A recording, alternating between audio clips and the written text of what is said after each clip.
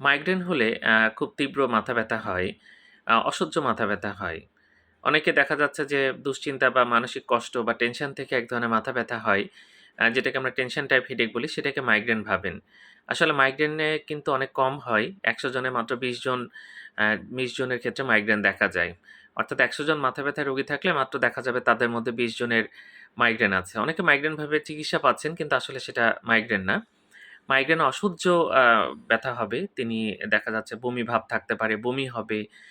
অনেক সময় চোখে দেখা যাচ্ছে ঝাপসা লাগছে বা মাইগ্রেন শুরুর আগে দেখা যাচ্ছে চোখের মধ্যে বিভিন্ন রকম পরিবর্তন দেখা যায়। এটা কিন্তু লক্ষণীয়। আরেকটা জিনিস, কিছু ট্রিগার ফ্যাক্টর আছে, দুশ্চিন্তা, মানসিক চাপ, এগুলো কিন্তু মাইগ্রেন বাড়িয়ে দিতে পারে। কিছু খাবার যেমন চকোলেট, চিজ এগুলো যদি কেউ খান, মাইগ্রেন বাড়তে পারে। কড়া সুগন্ধি যদি কেউ ব্যবহার করেন, তাহলে কিন্তু মাইগ্রেন হতে পারে। এছাড়া বিভিন্ন খারাপ আবহাওয়া অথবা দেখা যাচ্ছে আ বেশি ঘুম বা কম ঘুম, এর ফলে কিন্তু মাইগ্রেন শুরু হতে পারে।